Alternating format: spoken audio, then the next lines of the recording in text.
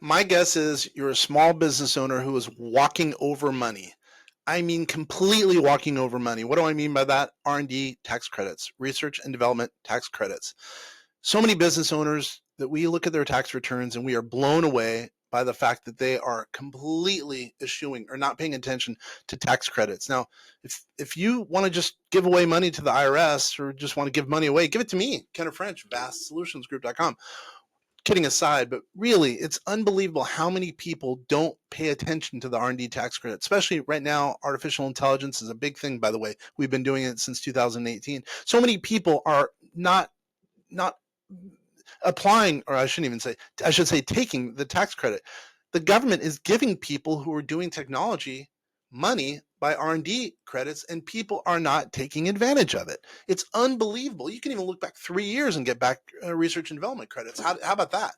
Sometimes we've looked at tax returns and we've been able to go back and fix lower tax return or lower tax liability because of the R&D tax credits. Again, you can go back 3 years, generally speaking, depending on the circumstance. So what I'm going to do is here, we're going to go over, just a couple of ideas relative to R&D tax credits that can lower tax liability for small business owners. Really, and that's our market. Our market, the people who are listening and watching this are people who are, pretty well heeled, average net worth, pretty high amount. They're in the United States, generally speaking.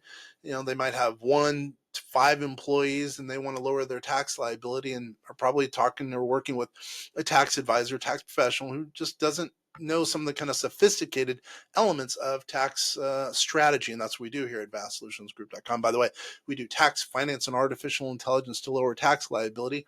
We've been doing it since '69. And then we also just made a strategic alliance with Bob Bloom of Asset Defense Team to form vastassetdefense.com. So now we've come together as basically a merger with Bob. So now we not only do tax, finance, and artificial intelligence, we also do something as lovely as asset protection, estate planning, putting a moat around your business and around your money. So let's get right to it. Let's go into R&D tax credits. This should, as a business owner, put money in your pocket. All right, so let's go. I'm going to share my screen here. And if you're just listening, email us at info@vastsolutionsgroup.com. and you will get a copy of this presentation. And we're more than happy to help you with R&D tax credits. Again, Kenneth French with vastsolutionsgroup.com.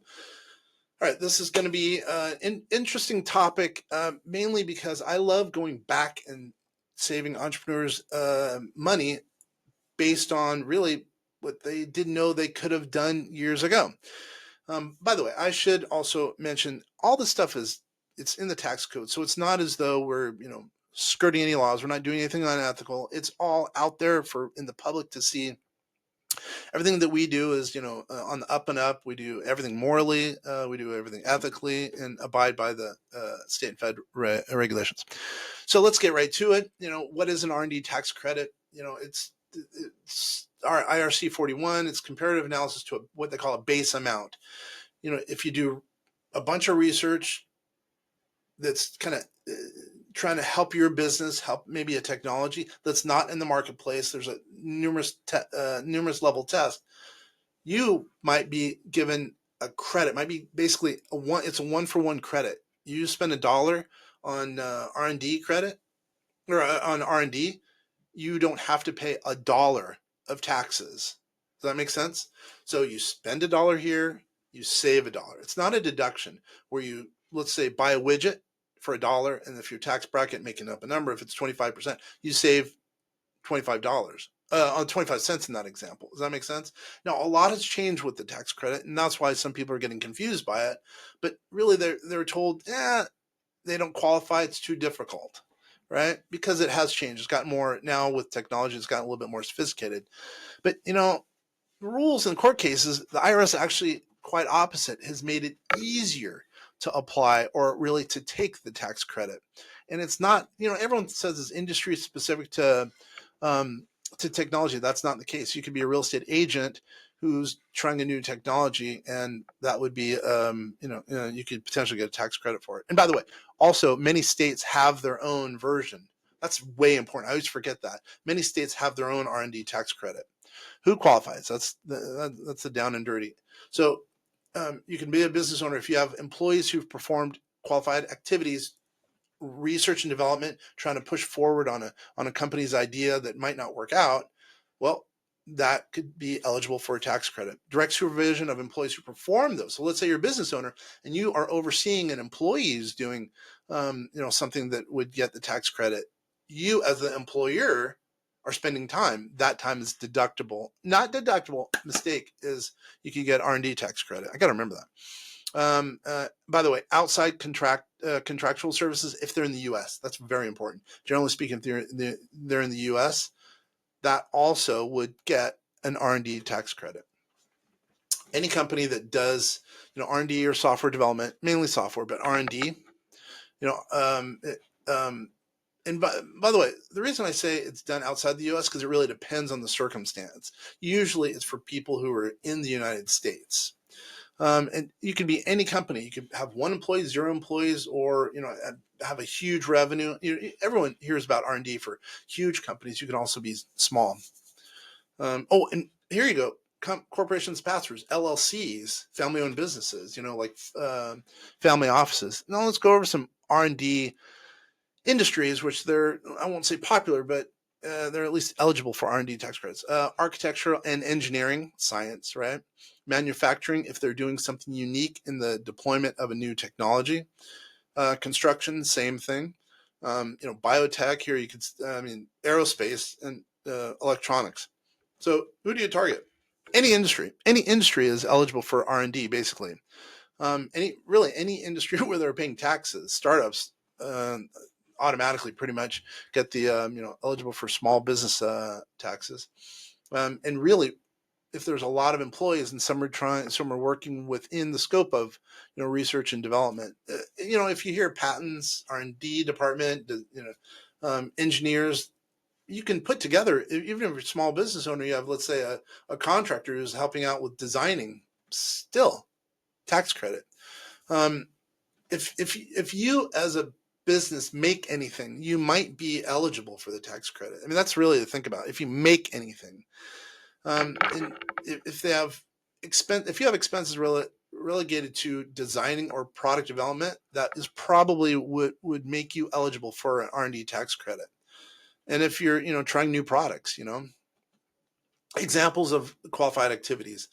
By the way, it's important for us to remind you, it's not your job as a client to decide what's qualified. It's our job and then the government's job to say no. It's not as though you have to do an application. You just, and it doesn't increase your audit risk, by the way. Some people say it increases your audit risk.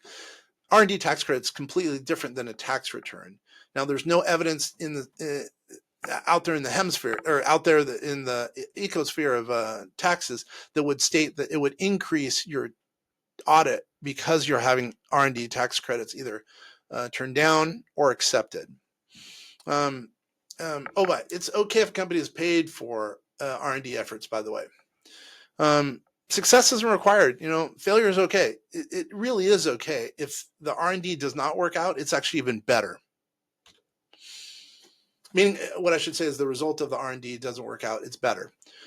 So here we're going over some, qualifying activities. Here's the major test. I'm going to read these verbatim. The company is or has developed a new or improving on an existing product or process, even for internal use, by the way. At the outset or during the course of development, the company encounters challenges with the development. It does not work out then. Number 3, to develop the product or process, the company utilizes a development process which includes testing and the evaluation of various different alternatives. That is what opens it up. That opens up a lot of R&D credits to people and companies. And finally, the company relied upon the principles of physical sciences or computer sciences, AI, etc. So that's the four-part test. Now, let's look at a couple of examples of qualifying activities: designing new products, improving new products, increasing the shelf life of a product, modifications to changes in government regulations. Okay, let's look at designing processes that really makes it as a qualifying activity. If you establish a new factory or product line, for our clients, product line. We have a number of different people who are doing performance enhancing foods as an example. Well, that's an R&D tax credit you should at least know about. Developing software. This is the big one. Let's talk about that. So regardless if you use it internally or sell it, because right now we're doing a bunch of AI improvements on our model that we call Einstein, and pretty much every activity that we do is deductible. Tax credit eligible, or that we would get a tax credit for it. Tracking software. You get it? You get me? Designing algorithms or AI to automate almost any process, but really manufacturing process or service process. Let's go over some examples of some high technology, right? Some facts. Let's say you have a C Corp, one location since years ago, 2005, design and manufacture silicon chips, right? Let's say the income is 984 grand. This is a numerical or statistical example of what you should be thinking about as an example for saving dollars via tax credits. So here, taxable income, 984,000. How the credit helps. This is really where the rubber meets the road. Total eligible costs, 18,195 grand. Employee wages, 16 million roughly. Supply costs, 68,000. Outside vendors, 1.8 million. So tax credit of $1 million. Okay, you get a tax credit of $1 million. So $98,000 of this year's credit can be used for the next year.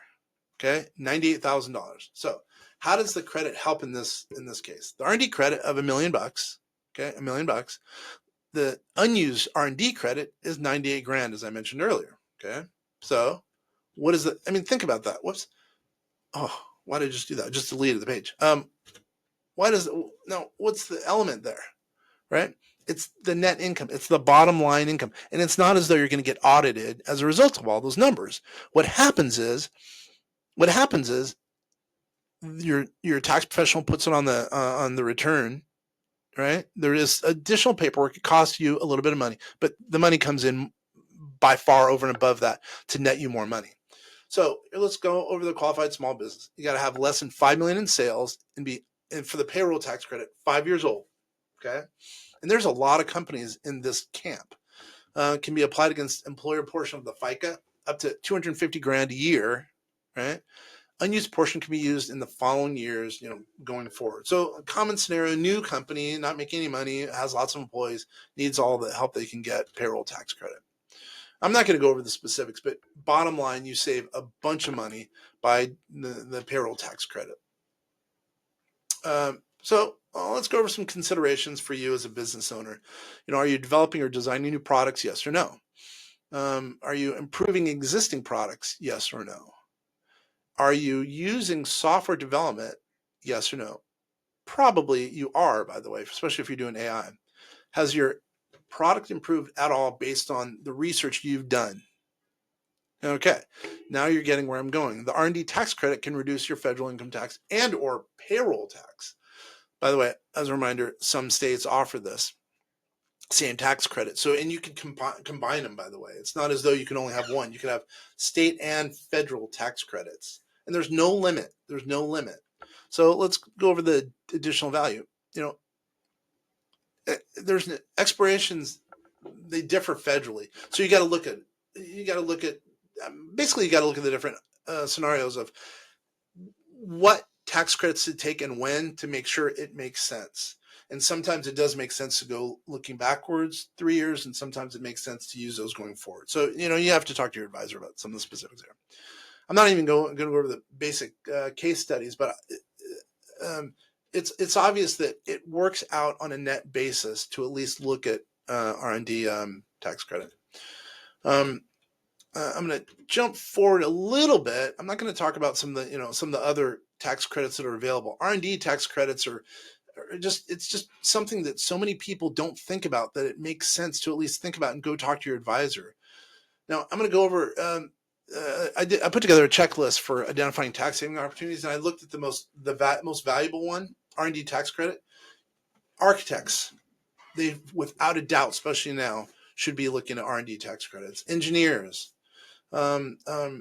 manufacturing, But for us, our sweet spot, small business owners that are now deploying AI, software and technology, and really that basically is the analogy for AI.